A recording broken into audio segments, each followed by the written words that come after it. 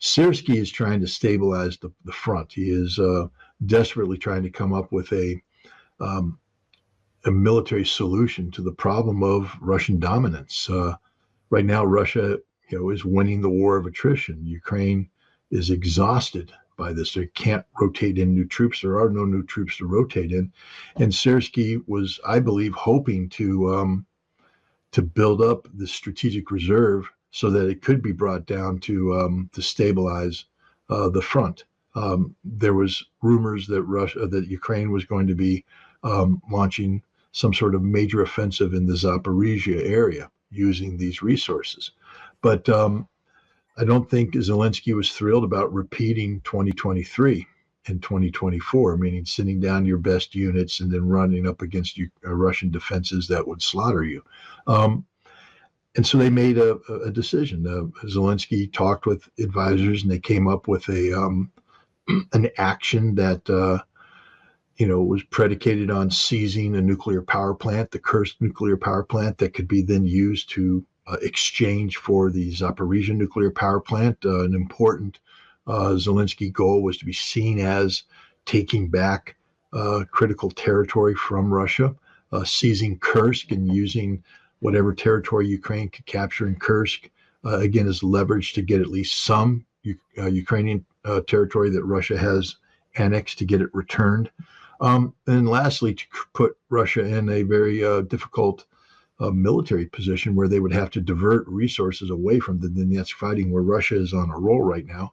Ukrainians are collapsing, to divert resources away from that to deal with the Kursk problem, thereby salvaging a very bad position the Ukrainians have in the Donbass.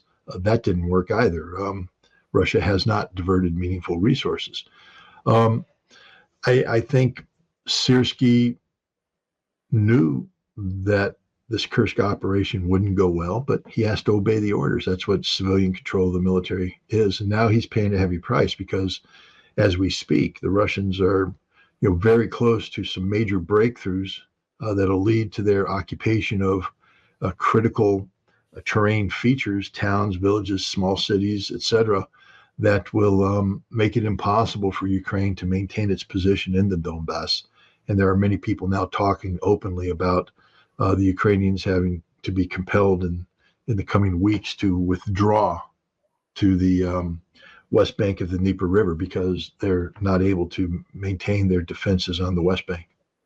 Can we speculate on the number of forces that Ukrainians have used for this offensive? 12,000, 14,000, something like this?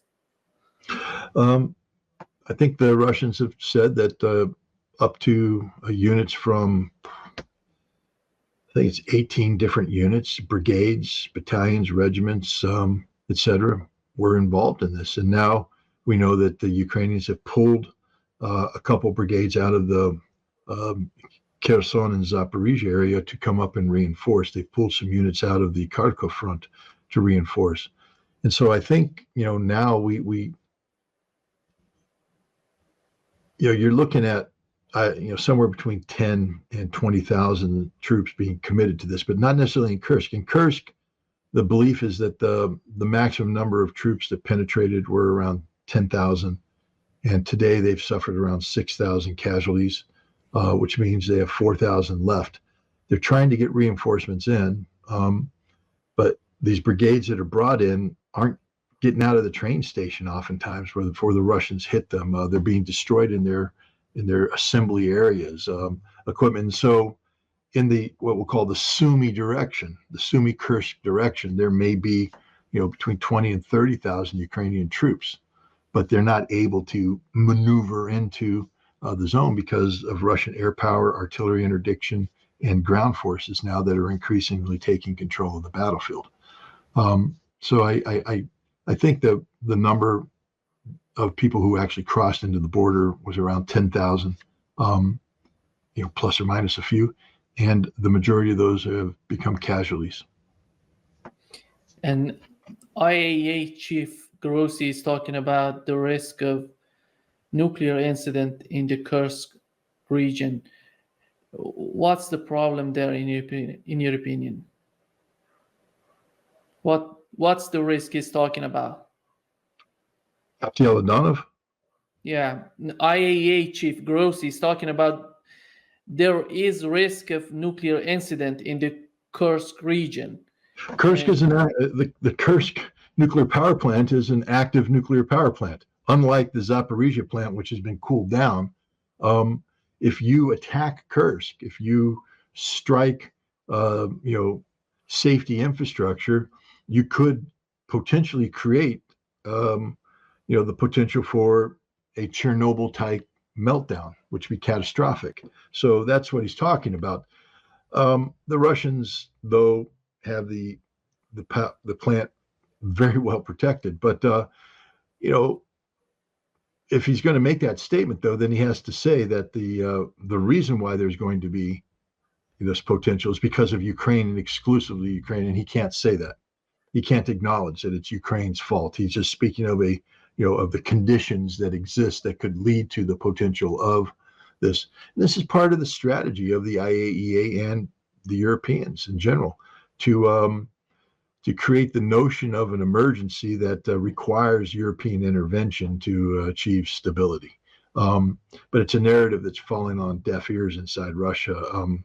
Russia's just not going to allow what? Europe to come in to protect the Kursk nuclear power plant. What Russia is going to insist on is that Europe tell Ukraine to leave Kursk and to surrender, that the war is over, that it can't be won. But yeah, I think that's it. And we had Modi's visit to Kiev, and he was talking about the negotiations and peace talks. And today we've learned that he was talking with Putin as well. Do we know what India is trying to do? India is trying to be relevant in the world stage. It's a major player. It has some leverage in this conflict because of BRICS. Russia has a long history of relations with India, and so India, operates an independent foreign policy. And so one of the things India would like to do is bring about stability, regional and global stability, by bringing it into this conflict. So of course, India comes in with, a peace, the concept of the potential of a peace plan. And Russia has always said that it will not close the door on any legitimate discussion about peace. But the door is shut.